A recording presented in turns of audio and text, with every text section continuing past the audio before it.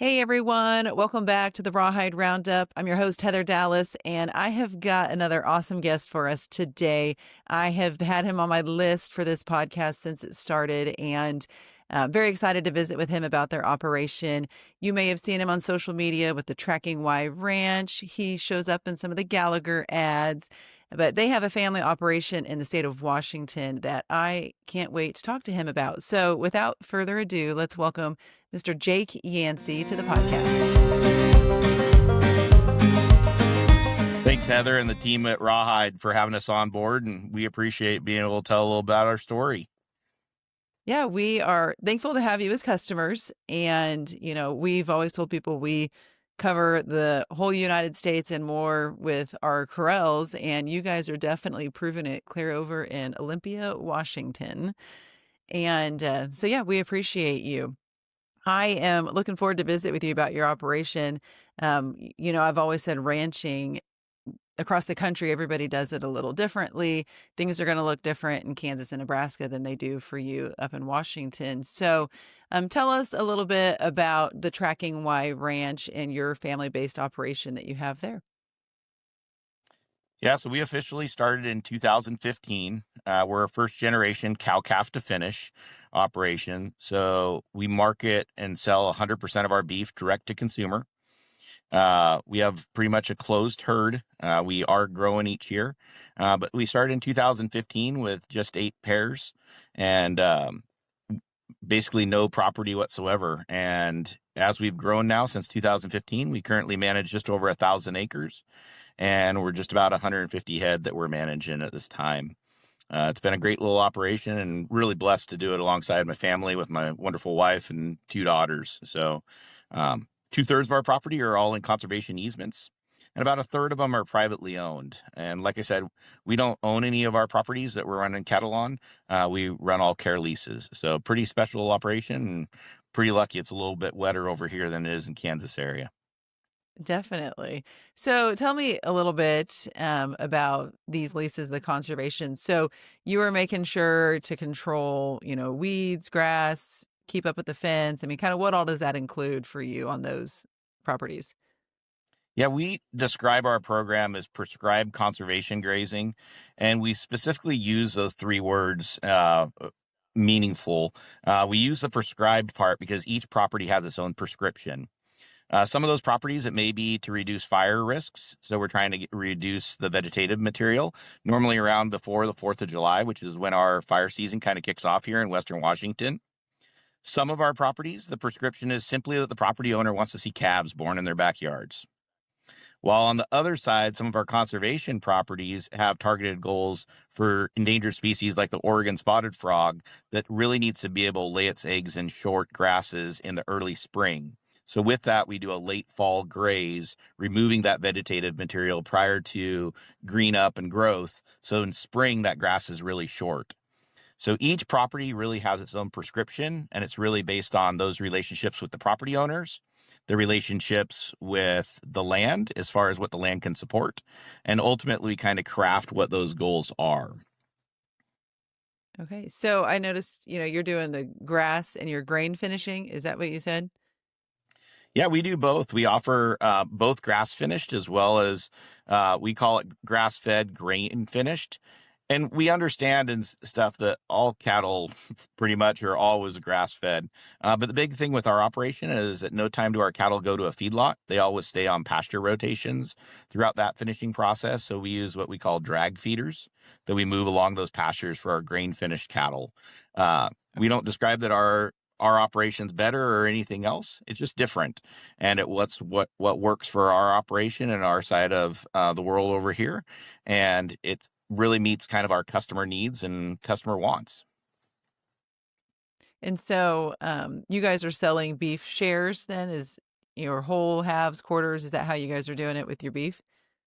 Yeah, in Washington State, we can only sell beef direct to consumer by shares. So yeah, halves, quarters, and wholes. Most of our clients are buying halves and quarters, and so yeah, that relationship has really, really worked out. And one of the things that we end up finding with our customers is their number one thing is they like to know about what their beef is that they're eating. They like to know the stories behind the operations. They like to know how they were raised and everything. And it's kind of like reading the ingredients on the back of your package. You truly get to know a little bit about everything. Awesome. And so you guys have a website, the trackingyranch.com. And so people can go on there if they're in your area or they want to learn more about it. That's true. Yeah. And we're on Instagram and Facebook and the goofy world of social media. We're on YouTube. We always share some tips and tricks that we've learned and things that we're kind of figuring out as well. We've learned just like everything, there's always room for learning and growth. And we like to share our story just the same as we learn and share from other folks. Sure. Yeah. And being first generation, what's kind of your guys' background in ag? Who kind of mentored you or who have you learned from the most? Yeah, so I grew up in Eastern Washington, a little town called Starbuck. Had about 200 people. It was dryland wheat and range country. We had about 10 inches of rain there a year. I grew up in a little tiny school. It had about 4 classrooms in it, and all of our classes were multiple classes where grades were in the same classroom.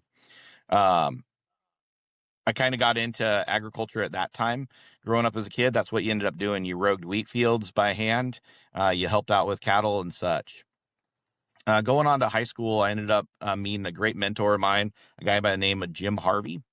And at that time, we ended up getting into the stocker cattle program with him.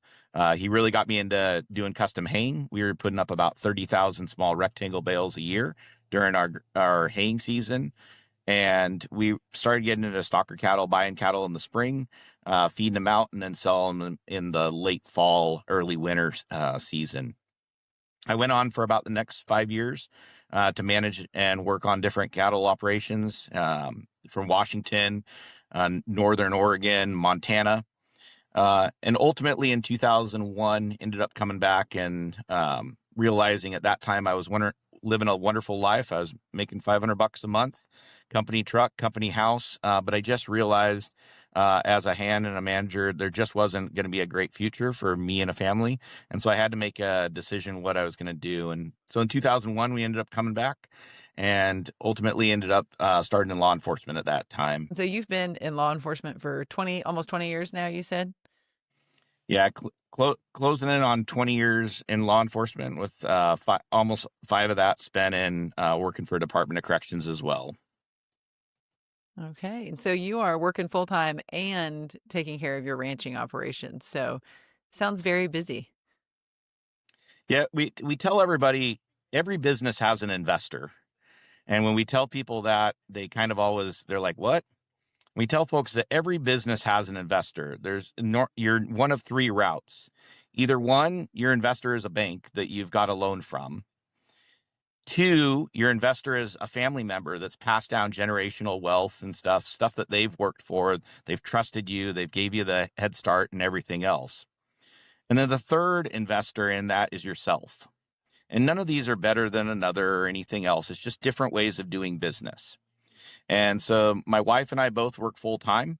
And so we've made the tough decision that instead of going to the bank and getting the startup loans and doing that, we'll put in the uncomfortable long hours. We'll work on low sleep. And frankly, we'll take some sacrifice as far as time with kids, vacations, all of those magical things to invest in our business. And that's kind of what's got us there. Like I said, none of these investment options are bad. Each one has their own risks and perks and benefits, but it's the one that we've chosen. And we're pretty proud of the way that we've done it. And really, all first generation operations started with an investment. So we're pretty blessed to be part of that. Sure. And you mentioned your daughters. They are very actively involved. I know from following you on social media, they do a lot to help out with your operation. And so um, that's helpful too. Are they around there full time or? Yeah, I have 2. We're blessed with twin daughters. They're both 17 years old. They have been an active part of our family and everything that we've done since the day they were born. If that meant rolling the stroller around to the corral or to the barn and doing a project while they relaxed and chilled, um, taking them on road trips and everything else as we ended up traveling around, or even today as we end up working pastures and such, them helping out with clearing weeds, building fence. And the best perk is now that they're driving age, they're able to run around and check on cattle at a bunch of different properties as we end up having.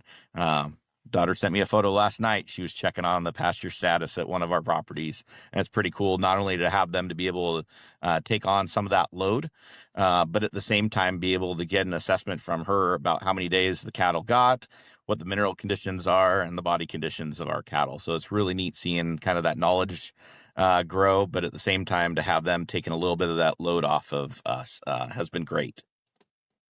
Oh, that's awesome. Yep. We grew up with our dad having us do everything just like you would have a son. You just be involved and get out there and do what it takes, dig thistle, all the fun stuff. So I think it's nice to see that you've got your daughters out there doing it all with you. We've been blessed and stuff. They definitely don't live a pampered life. They probably wish some days that they did. But there's nothing that I don't make them at least try. Everything from welding to working the corrals and the chutes and filling up syringes and everything. There's no limits with them. Yeah, they're going to benefit in the long run. They won't regret it. Good. That's good. Well, talking about your operation, and obviously you're moving cattle around a lot and you're in several different properties. So I guess that can kind of clue us into talking about your rawhide. So I think it was in 2021 is when you guys got your rawhide processor, and you got a big, super large processor. And so kind of give me a background there. Where did you learn about rawhide, or how did you know about us?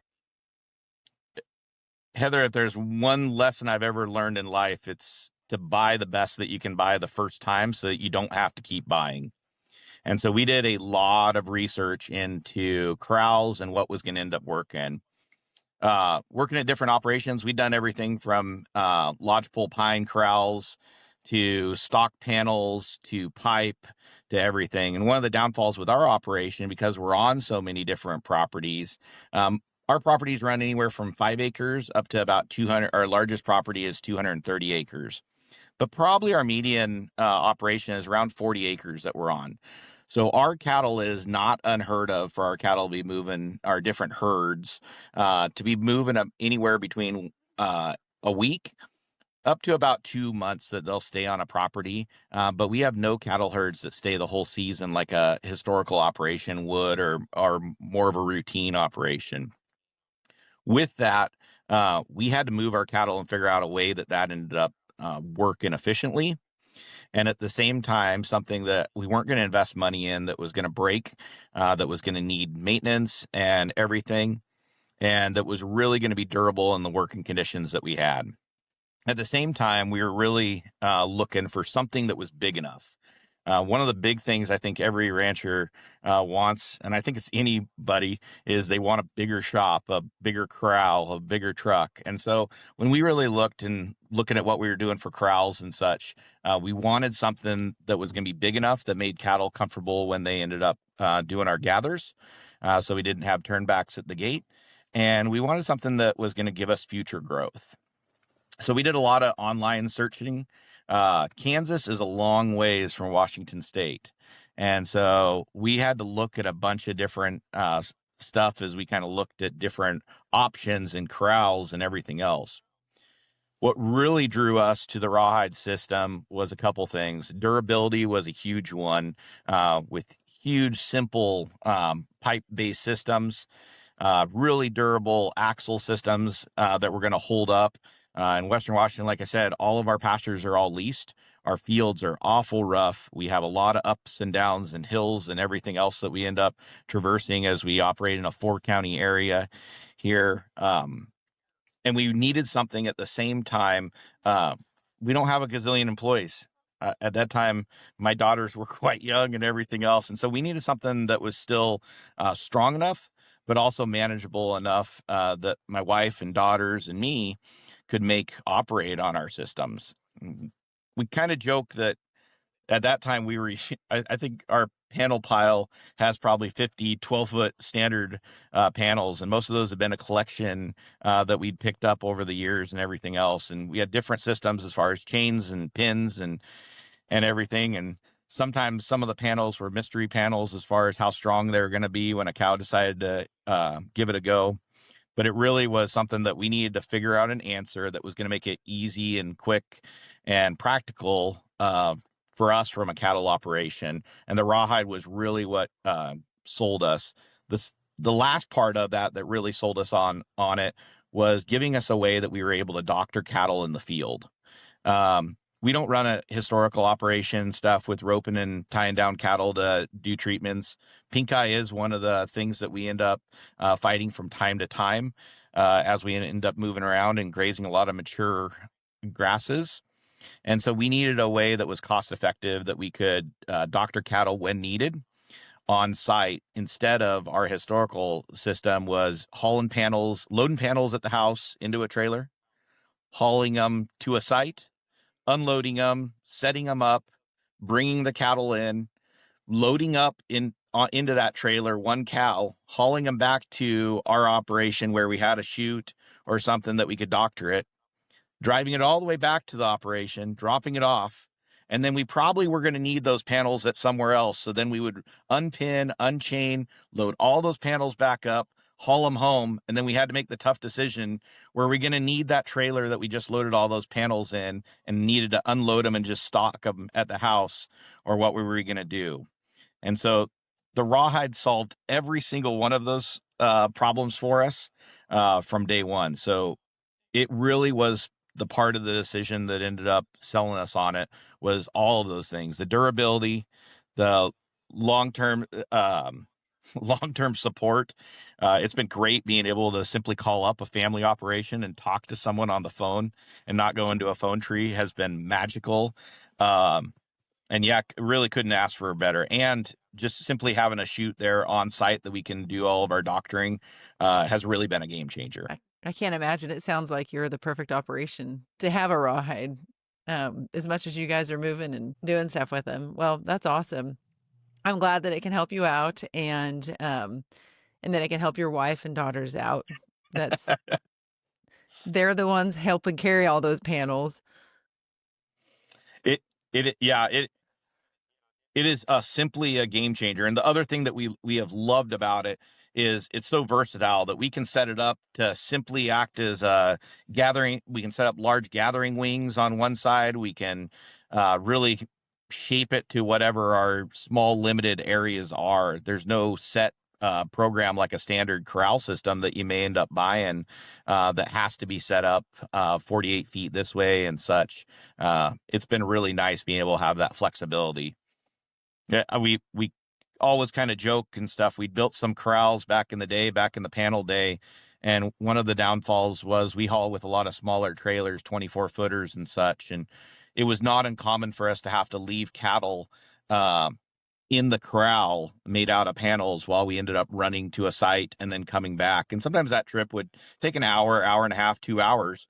And as we drove off every single time, I think we said a little bit of a prayer, hoping that when we got back, those mama cows had not been like goofy mama cows will do every now and then, and stick a head underneath the corral panel and walk off with the whole corral, or one of those mystery panels that we had finally given way or such. And to have the security of knowing that once our cows are in that rawhide corral, they are not leaving it, has been a game changer and made sleeping a lot easier. Good. I can imagine. I love the mystery panel. Yeah, no more mystery panels. No more mystery panels. I'm glad. Well, good. Okay. So, that's a little bit of background on your operation, and your wife, she's been a big help to you. Does she have a background in ag too? No, she didn't. She came from a horse riding family and everything else. We're real active riding with the daughters and such. But yeah, no, she was never into the cow calf operation or anything else. She's taken a couple of chances in life one of them was marrying me, and two was allowing us to chase this dream of putting together a cow-calf operation. And so I'm really blessed with that support from her. But yeah, she works full-time as well. So, going back to, your operation and, your work with Gallagher, I saw at CattleCon, you were on one of the posters at their booth. I thought that was pretty cool. And so, you said you were one of their first US photo shoots. They actually came out to your ranch. Yeah, we've been blessed. When I ended up coming back in 2001, I worked for a fencing company, and we'd use electric fence at many of the operations. So I was very familiar with Gallagher from a product based standpoint. And a year or so ago, we got approached by to see about shooting some local advertisement here in the U.S. So we were really blessed to be the first photo shoot location in the United States for a New Zealand-based product. And so really thankful to be able to share a little bit about our operation. Really blessed to be able to share a little about what ranching is like in the United States. And yeah, I hope we bring a little bit of local insight into stuff. I know things are different and context is always different wherever you're at. Nothing's the same. But yeah, very, very thankful for our relationship with Gallagher over the years and their product line, as well as being part of that story as we go forward and build things. That's cool. Cool. Well, I mentioned seeing you at CattleCon. Are you planning on going back to CattleCon this year again? My wife was on the fence about going to CattleCon, and yes, 2026, we were hoping to go to CattleCon because it's going to be in Nashville. And how can you not miss CattleCon if it's going to go to Nashville? So we're very, very hopeful that we're going to end up being able to go to CattleCon in 2026. Truly a great opportunity to see a bunch of different vendors, hear from a bunch of agency specialists in different things, everything from cattle feeding to fence construction to markets. And from a product standpoint, really a good place to see a bunch of products side by side and be able to make some really good comparisons.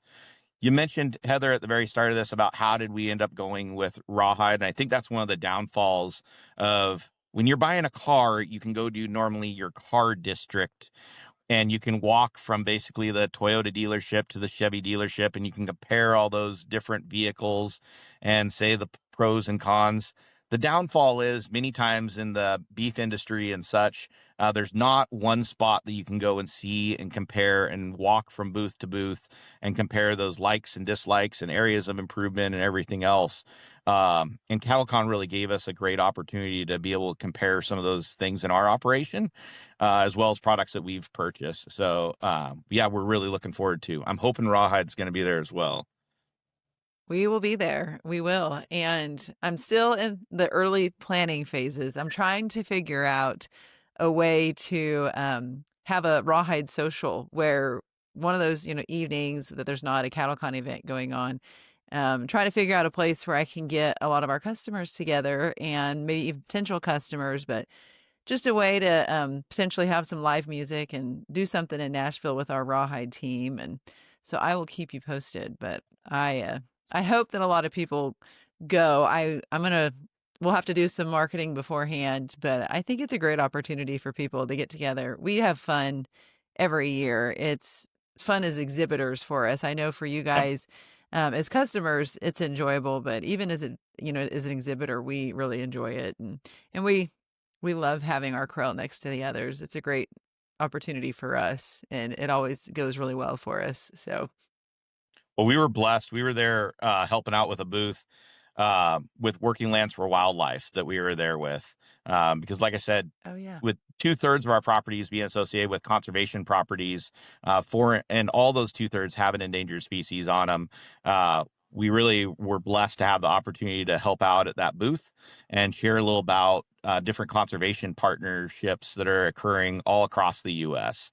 So that was really neat to kind of be able to share how agriculture can be part of that process for conservation. And so that was really our reason why we were there at CattleCon, and really blessed to be part of that. So yeah, look forward to 2026. It's gonna be a good year. awesome. Me too. And you mentioned the conservation side of it. I'm gonna go Google the Oregon spotted frog now. Is that what it Yeah, was? Oregon spotted frog? yeah, it is.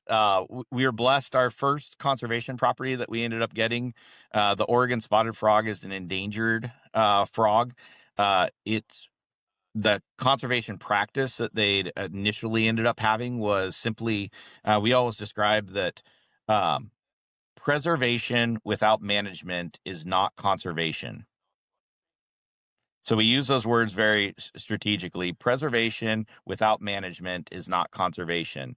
And the reason why we end up saying that is often just simply holding properties so that nothing happens to them. Sometimes that will degrade. And so with the Oregon spotted frog, those grasses kept getting taller and taller each year, and the frogs kept getting worse and worse habitat. And so we were blessed to be able to bring grazing to that forefront. And with that, at the same time, our operation, for instance, every month they're water testing. Every month they're doing soil tests. And so we're very active in showing that agriculture, when done properly, can have either a positive and or at worst and stuff sometimes just a negligible impact on the environment, and at the same time providing a way that's fiscally sustainable. The way that they were managing vegetation before was going in manually with brush cutters and brush hogs and such and mowing all that. And that financially does not pan out in the long term. And really, any sort of conservation project has to be able to maintain for perpetuity. And so, one of the blessings about using grazing as a tool, not that it's the only tool, but using it as a tool, is that not only does it solve an issue for ranchers as far as providing a forage for their livestock, but at the same time, it produces a product that we can sell locally in our communities.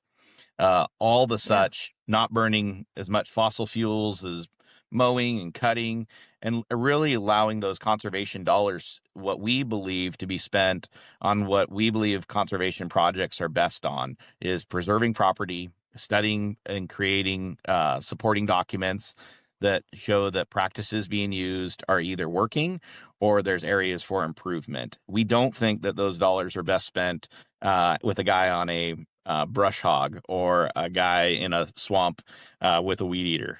So we're blessed to put our little, we call them our landscapers, our cows, out there doing that work. Hey, that's a great landscaper. I can't think of a better way.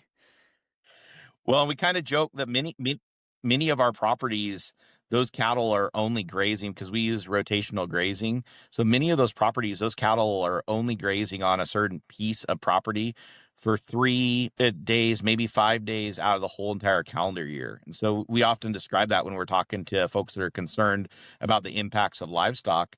And we tell them that they are on a set piece of property for sometimes less than 1% of the whole entire calendar year. And that 1% of that whole entire calendar year is there in the most advantageous time of the year. So it's not when it's flooded. It's not when there's mud. It's when things are dried out. It's most applicable for grazing and really the best for the environment. That's cool. So, what was this program called again that you're part of? As far as the group that we were there with, or Yeah, or the group that you were with at CattleCon with. Yeah.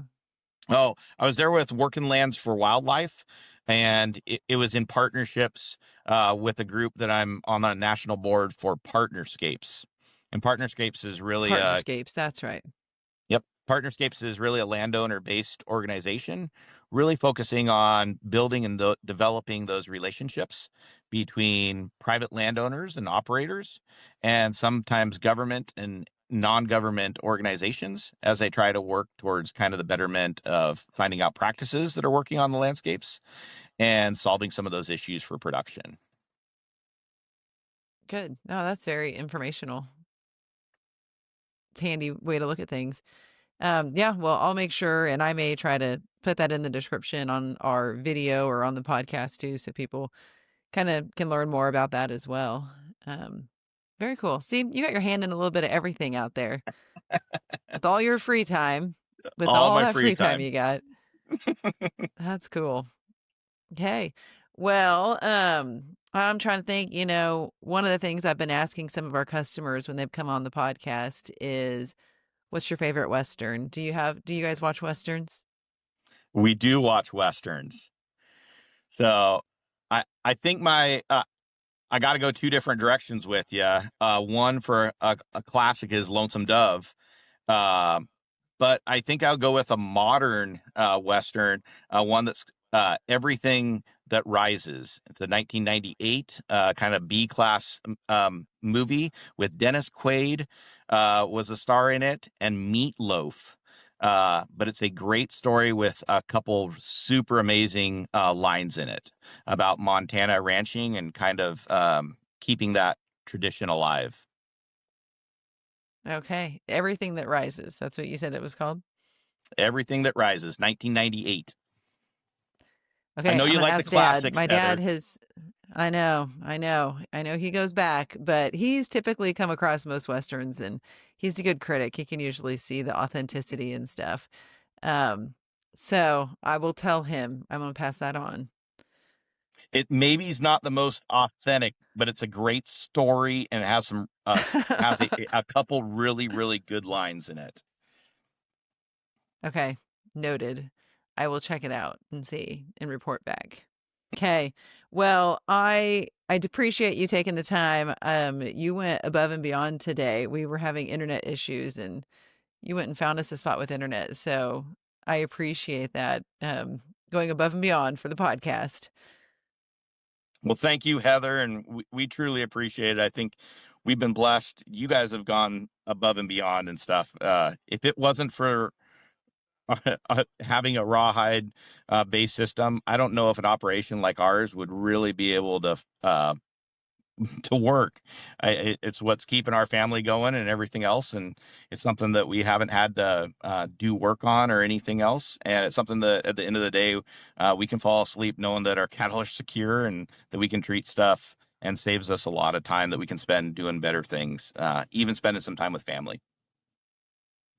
Awesome. Yeah. Well, that's a great testimonial. I appreciate it. We're always trying to share the word without being too braggy. I think it's nice to hear it from somebody else, how much it's helping you guys. So we appreciate you guys as customers, and I have thoroughly enjoyed getting to know you and your wife and meeting you guys at CattleCon. And stay tuned. Let's plan something, and I'll keep you posted for 2026 in Nashville. Sounds great, Heather. We appreciate it. Thank you. All right. You're welcome. You guys have a great day, and thanks for coming on the podcast. Thank you. Have a good one.